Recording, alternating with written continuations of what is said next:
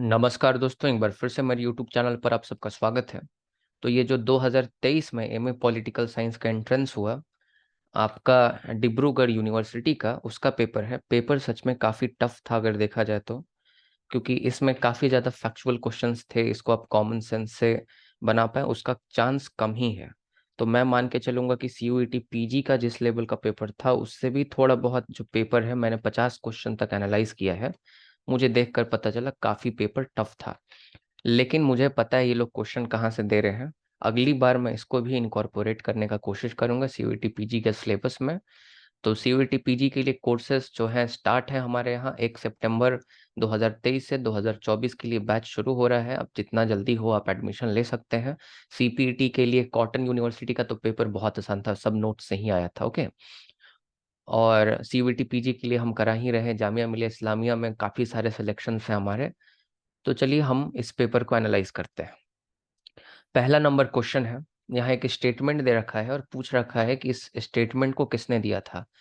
A nation is secure to extent to which it is not in danger of having to sacrifice core values if it wishes to avoid war and is able, if challenged, to maintain them by the victory in such a war। तो ये जो आपका statement है इसका बहुत ही deep meaning है। अभी हम मीनिंग्स में ज़्यादा नहीं जाने की कोशिश करेंगे। इसका आंसर होगा वाल्टर लिपमैन। वाल्टर लिपमैन का ये स्टेटमेंट है। दूसरा काफ़ी सिंपल क्वेश्चन में मानकर चलूंगा।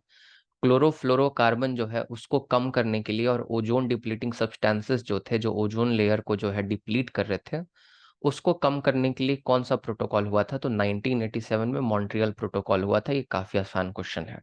अगर हम तीसरे क्वेश्चन की बात करें तो तीसरे क्वेश्चन में लिखा हुआ है the post Westphalian order. Post Westphalian order का मतलब कि ट्रिटी ऑफ वेस्टफीलिया के बाद का पूछ रहा है। ट्रिटी ऑफ वेस्टफीलिया 1648 में हुआ, उसके बाद का आपको ऑर्डर पूछ रहा है।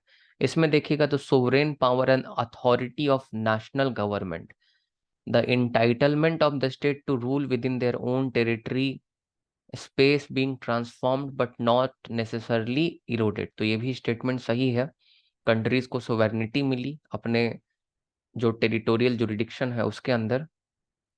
उसके बाद अगर हम अगला स्टेटमेंट पढ़ें, a real dilemma in return for more effective public policy and meeting their citizens demand. अब जो स्टेट्स है उनके ऊपर और ज़्यादा आपका एक तरह से डिमांड होने लगा स्टेट से कि वो अपने सिटीजन्स के लिए बेहतर पब्लिक पॉलिसीज बनाए। तो ये भी ठीक है। तो अगर दो स्टेटमेंट सही हो गया तो all the statements are correct वाला आंसर हो जाएगा। तो आप जो है क्वेश्चन इसका ऑप्शन नंबर डी करेक्ट कर सकते हैं। तो इसका कौन सा सही आंसर है? ऑप्शन नंबर डी, क्योंकि दोनों स्टेटमेंट ही सही है। तो दो जो है सही है तो सब सही हो जाएगा। ओके। इसके बाद हम बात करेंगे विच one of the following has start action in UN directed towards terrorism. मतलब जो टेररिज्म को लेकर यूएन जो प्रयत्न कर रहा है उसमें रोक कैसे लगा है। तो रोक लगा है कि आपका जो मीनिंग है टेररिज्म का और जो आपका डेफिनेशन है, अभी तक हम लोगों ने उसको पूरी तरह से डिस्कवर नहीं किया है। देखिए, कोई किसी के लिए टेररिस्ट है, वही दूसरे के लिए सुपर हीरो है। और कोई दूसरे के लिए हीरो है, वो दूसरे के लिए टेररिस्ट है। आप देख सकते हैं हमारे इंडियन फ्रीडम स्ट्रगल में भी हमारे बहुत सारे क्रांतिकारियों को जो है टेररिस्ट की उपाधि दी गई, लेकिन हमारे लिए वो हीरो है। तो आपका जो सिमेंटिक्स है, मतलब जो डेफिनेशन है, राइट, ये काफी ज्यादा सब्जेक्टिव हो जाता है। इसी कारण से इसमें देरी हो रही है। तो ऑप्शन नंबर डी इसका सही आंसर होगा। और arguments over semantics and definition. Legal positivism का कॉन्सेप्ट जो है नेचुरल लॉ के खिलाफ आया था। नेचुरल लॉ को कौन सपोर्ट नहीं करता? जेरेमी बेंथम सपोर्ट नहीं करता। तो ये लीगल पॉजिटिविज्म का जो कॉन्सेप्ट है ये जेरेमी बेंथम ने ही दिया था। और जेरेमी बेंथम आपको पता है इंग्लिश फिलोसफर थे। ओके। तो यहाँ पे हम स्टेटमेंट देखेंगे तो लीगल पॉजिटिविज्म मानता है कि जो आपका लॉ है that is the product of the society. समाज जो है वो लॉजिकल और प्रैक्टिकल आपके ग्राउंड्स पे कानूनों को बनाता है। तो पहला स्टेटमेंट तो यही कह रहा है। तो ये स्टेटमेंट सही है। दूसरा स्टेटमेंट है कि the idea of natural law is no different from positive law. तो ये तो गलत हो गया, क्योंकि नेचुरल लॉ और पॉजिटिव लॉ बिल्कुल एक दूसरे के उलट है। नेचुरल लॉ को जहां एक तरफ लॉ सपोर्ट करते हैं, वहीं दूसरी तरफ नेचुरल लॉ को क्रिटिसाइज करते हुए पॉजिटिव लॉ का कॉन्सेप्ट जेरेमी बेंथम देते हैं। तो ये स्टेटमेंट हो गया गलत। तो जिसमें बी है उसको काट दीजिए। तो यहाँ पे आते हैं, ये गया, ये गया, ये तो हो ही नहीं सकता, तो ऑप्शन नंबर सी हो गया। ऑप्शन सी एक बार देख लेते हैं हम क्या लिखा हुआ है। The idea of authority of legal rules come from their status as the commands of sovereign authority. तो ये तो सही ही बात है कि जो लॉ होता है वो कमांड ऑफ सोवरेन होता है। जो स्टेटमेंट डी है वो भी गलत है। मैंने बताया कि लीगल पॉजिटिविज्म का जो कॉन्सेप्ट है ये जेरेमी बेंथम ने डेवलप किया, तो यूरोप में ही ना डेवलप हुआ होगा जी। इसमें लिखा हुआ है an idea that developed outside Europe, तो ये भी गलत हो गया। तो सही आंसर ए और सी हो गया। ओके, आगे हम लोग पढ़ते हैं। What is the new stream critic of liberalism. New stream critic जो है लिबरलिज्म का वो क्या है? तो ये भी बेलिस एंड स्मिथ का क्वेश्चन है आपका। तो इसको अगर आप देखिएगा क्वेश्चन नंबर 6 को, तो इसका पहले ऑप्शन देखते हैं। The determinacy of international legal rules is questionable, तो ये भी सही है। इसके बारे में मैं डिटेल में बताऊंगा। न्यू स्ट्रीम जो क्रिटिक है लिबरलिज्म का, ये अपने आप में एक टॉपिक है। The underlying logic of liberalism in international law is incoherent. तो इनकोहेरेंसी तो आपको देखने को मिलती ही है। इसका जो ऑप्शन है इसका भी हो जाएगा आपका डी। तो करेक्ट ऑप्शन क्या हो जाएगा? ये वाला हो जाएगा। उसके बाद 7वां स्टेटमेंट, ये तो मैंने अपने क्लास में पढ़ा रखा था सीयूईटी पीजी बैच में। War made state and state made war, ये चार्ल्स टिली का स्टेटमेंट है, तो ए नंबर सही हो गया। फिर उसके बाद हम लोग आगे देखेंगे। Where did the definition of war as organised violence carried by political units against each others come from. तो ये हेडली बुल जो इंग्लिश स्कूल से रिलेटेड है उनका ये आपका डेफिनेशन है वॉर का। ओके, उसके बाद 9th क्वेश्चन देखते हैं। Under what conditions will the state create international institutions. देखिए, तो इंटरनेशनल इंस्टीट्यूशंस स्टेट कैसे बनाते हैं, ये आपका हर एक जो पॉलिटिकल थॉट है, स्कूल ऑफ थॉट, उसके अनुसार अलग अलग तरीका बताया गया है, अलग अलग चीजें बताई गई हैं। जैसे रियलिज्म कुछ और कहता है, लिबरलिज्म कुछ और कहता है, तो इसीलिए depends on the school of thought इसका आंसर हो जाएगा। जो डेमोक्रेटिक पीस थ्योरी है ये चैलेंज करता है रियलिज्म को। तो कैसे चैलेंज करता है, ये आपका क्वेश्चन पूछा हुआ है। It places importance on international norms and institution, sorry internal norms. तो इंटरनल नॉर्म्स और इंस्टीट्यूशंस पर जो है ये फोकस करता है, तो ये तो सही हो गया। It challenges realist occupation with balance of power. तो रियलिस्ट ऑक्यूपेशन को भी चैलेंज करता है। तो अगर ये दोनों अगर सही हो गया तो ऑल करेक्ट हो जाएगा। तो मतलब ऑप्शन नंबर डी इसके लिए करेक्ट हो गया। तीसरा स्टेटमेंट क्या है? It argue that war is a function of state being liberal और नॉट। जो स्टेट लिबरल नहीं रहता है वही वॉर करता है, कुल मिलाकर यही इसमें कहने की कोशिश की जा रही है। तो ऑप्शन नंबर डी हो गया उसका। क्वेश्चन नंबर 11 काफी ज्यादा इजी है। क्वेश्चन नंबर 11 में ये लिख रखा है कि अगर कोई व्यक्ति 2 हाउसेस का मेंबर बन जाता है, मान लीजिए लोकसभा और राज्यसभा दोनों का, तो किस आर्टिकल में लिखा हुआ है कि वो एक हाउस का मेंबर जो है बनने के लिए डिस्क्वालीफाई होगा। उसको कुछ दिनों में बताना होगा कि वो किस हाउस का मेंबर बने रहना चाहता है और किस हाउस का मेंबर वो नहीं बने रहना चाहता है। तो 11वां का आपका होगा आर्टिकल 102। ये मैं इजी क्वेश्चन मान के चलूंगा, ये आसान था।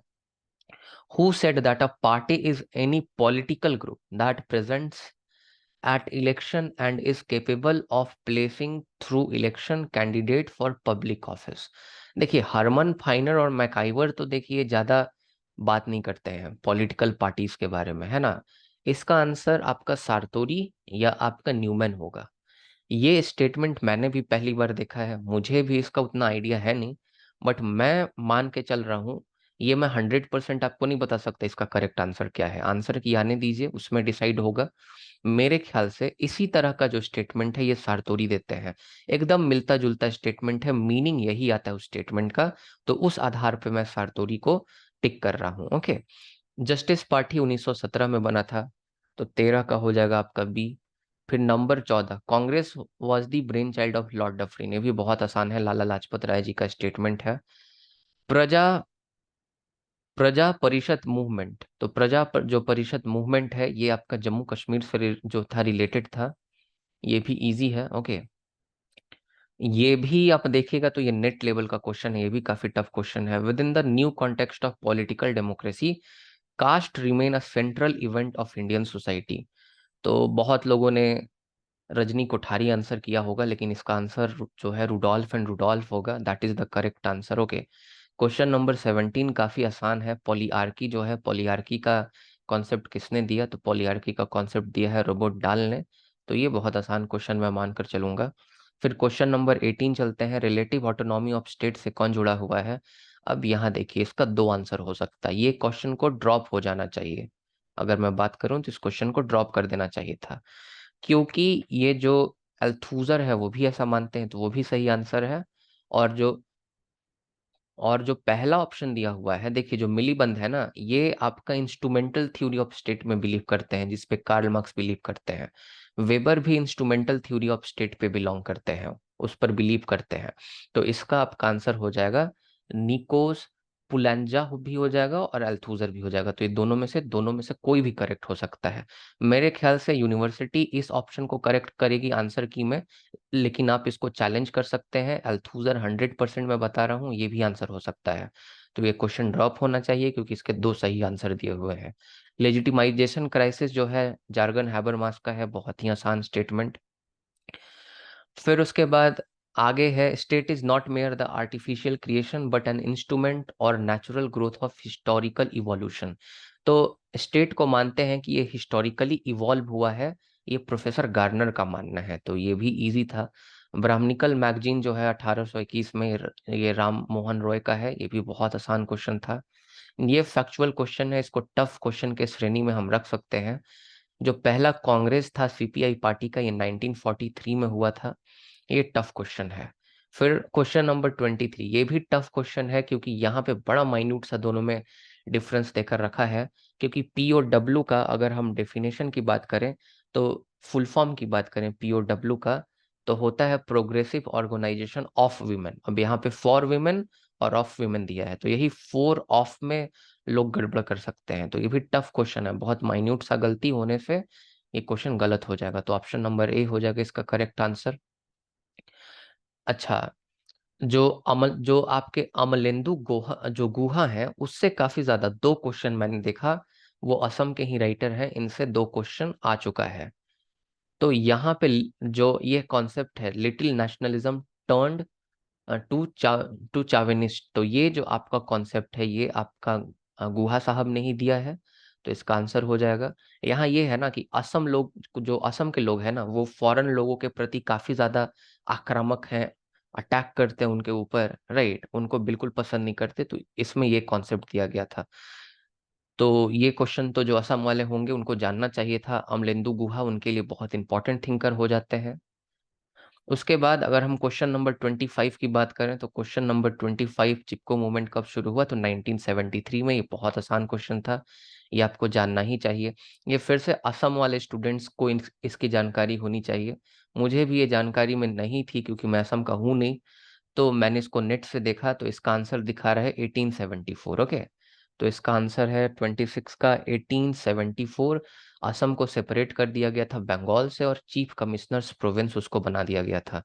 ये COP 27 तो मैंने आपको क्लास में पढ़ा रखा था। जो 2022 है, कहाँ होगा? तो इजिप्ट में, शर्म अल शेख में होगा। और 2023 वाला जो है COP 28, ये दुबई में आपका होने वाला है। अच्छा, तो इसको हम काहे टिक मार रहे हैं? तो ऑप्शन नंबर ए इसका करेक्ट आंसर हो जाएगा। काफी इजी क्वेश्चन था। फिर इंस्टीट्यूशनलाइज्ड राइट सिस्टम, ये फ्रेज किसने कॉइन किया था? तो ये पॉल ब्रास का है। ये आप कॉमन सेंस लगा के मार सकते थे।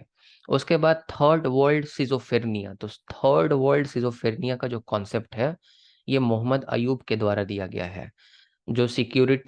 जो इनसिक्योरिटी डायलेमा है, इनसिक्योरिटी डायलेमा का भी कॉन्सेप्ट यही देते हैं, और थर्ड वर्ल्ड सिजोफ्रेनिया का भी कॉन्सेप्ट यही देते हैं। तो मोहम्मद अयूब इसका करेक्ट आंसर हो जाएगा।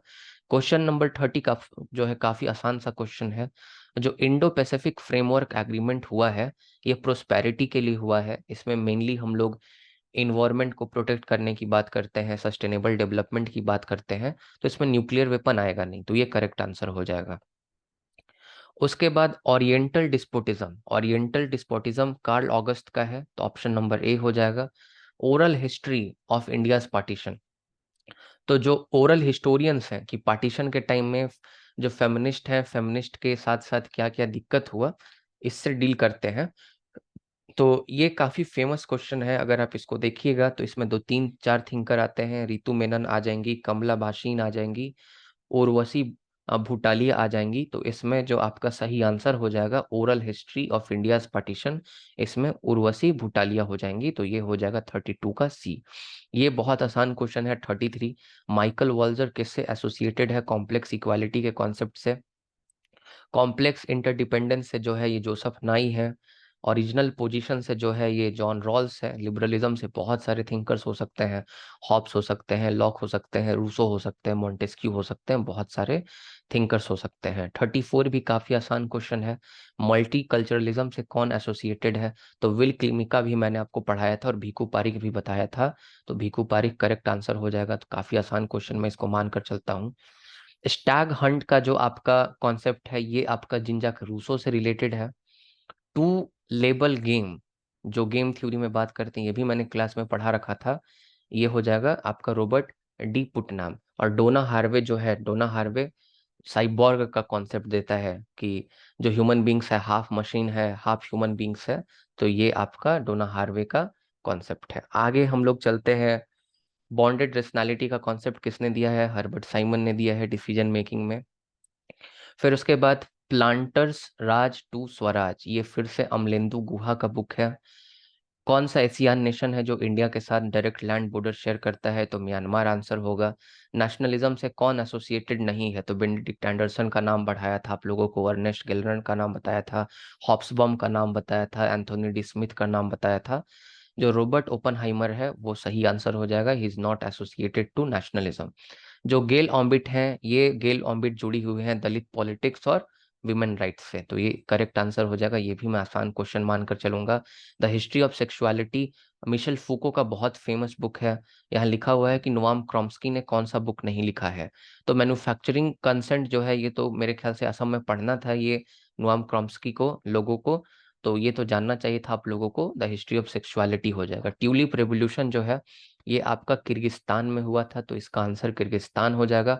5 ईयर प्लान सबसे पहली बार जो इंडिया में है ये 1951 में शुरू हुआ था, याद रखिएगा। प्लानिंग कमीशन को 15 मार्च 1950 में बनाया गया था, और 1951 से जो है प्लानिंग कमीशन ने 5 ईयर प्लान शुरू कर दिए थे। इसीलिए अगर हम क्वेश्चन नंबर 44 की बात करें तो इसका आंसर हो जाएगा सी।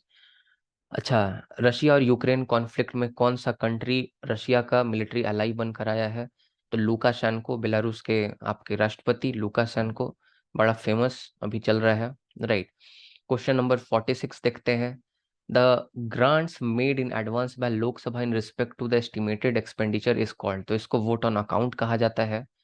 ओके, फिर उसके बाद professional body of officials permanent paid and skilled by, तो ये हरमन फाइनर का आपका स्टेटमेंट है। ओके, कि जो सिविल सर्विस होता है इसको डिफाइन करते हैं कि एक प्रोफेशनल बॉडी होता है ऑफिशियल्स का, जो परमानेंट होता है, जिसको पैसे दिए जाते हैं, और जो स्किल्ड होता है। Public administration includes the operation only of the executive branch of government, काफी आसान क्वेश्चन है, इसका लूथर गुलिक आपका आंसर होगा। ओके, अब ये मेरे ख्याल से 2012 का यूजीसी नेट का क्वेश्चन है, जहां तक मैं रिकॉल कर पा रहा हूँ। ये नेट में एक बार आ रखा है। In which one of the following Robert Dahl explain the theory of decision making, तो रोबोट डाल का आपका हु गवर्न्स में थ्योरी ऑफ डिसीजन मेकिंग आया था। क्वेश्चन नंबर 50 तक ही आज डिस्कस करेंगे क्योंकि टाइम कम है, यूजीसी नेट का फिर बैच शुरू होने वाला है ऑनलाइन अभी। तो क्वेश्चन नंबर 50 देख लेते हैं। Which one of the following powers of prime minister in relation of council of minister has been wrongly listed, तो रॉन्गली लिस्टेड दिया हुआ है। The member of council of minister are appointed by president on the recommendation of prime minister, एकदम सही बात है। ही locates the portfolio, जो मंत्रालय का बंटवारा होता है प्रधानमंत्री ही करते हैं, सही बात है। ये प्रिसाइड करते हैं काउंसिल ऑफ मिनिस्टर के मीटिंग को, तो हाँ, he is called the first among equals in the council of minister, that is why. D दिया हुआ है, he can dismiss the council of minister, the council of minister को dismiss करने का पावर जो होता है वो प्रेसिडेंट के पास होता है। अगर कोई भी मंत्री उनके साथ कॉपरेट नहीं कर रहा है प्रधानमंत्री जी के साथ, तो उसको जो है करने के लिए पूछ सकते हैं और उसको रिजाइन करना पड़ेगा। तो ये आपका गलत स्टेटमेंट है, तो इसीलिए यही सही हो जाएगा, क्योंकि यहाँ लिखा है रॉन्गली लिस्टेड, तो रॉन्गली लिस्टेड है तो डी जो है करेक्ट हो जाएगा। इसी तरह से मैं बाकी का भी आपको आंसर बता दूंगा। बाकी भी क्वेश्चन मैं कल इसको एनालाइज कर दूंगा, अभी मेरे पास टाइम कम है। तो अभी आज के लिए इतना ही रहने देते हैं, 50 क्वेश्चन तक। कल आप लोग याद दिलाइएगा, कल बाकी क्वेश्चन पे हम आपको बता देंगे। बहुत बहुत धन्यवाद। आप सबका दिन शुभ हो। असम से बहुत सारा प्यार मिला है सीयूईटी पीजी के बैच में 2023 में। जिसका एग्जाम निकला बहुत अच्छा, जिसका नहीं निकला उसने बहुत कुछ सीखा। जो 3 साल में नहीं सीखा वो यहाँ बैच से सीखा, और जो आगे भी कभी नहीं सीखेगा पॉलिटिकल साइंस में, वो बैच से सीख के लोग जाएंगे। तो इसीलिए सीयूईटी पीजी बैच में आपको देखते हैं। आप अगर यूनिवर्सिटी की तैयारी कर रहे हैं फिर भी ज्वाइन कर सकते हैं, सीपीईटी के लिए भी ज्वाइन कर सकते हैं, बीएचयू, जेएनयू, डीयू, आप बैच को ज्वाइन कर सकते हैं। और हम लोगों का बैच 1 सितंबर से शुरू हो रहा है सीयूईटी पीजी 2024 के लिए। Admissions are going on. तो आपने जब मुझसे सेमेस्टर 5 पढ़ा, सेमेस्टर 6 पढ़ा, सेमेस्टर 4 पढ़ा, जब आपका रिजल्ट बहुत बेहतर आया, तो आप एक बार विश्वास करके देखिए, आपका एमए एंट्रेंस एग्जाम भी बहुत अच्छा होगा। इस बार हम लोग और मेहनत करेंगे साथ में मिलकर। बहुत बहुत धन्यवाद।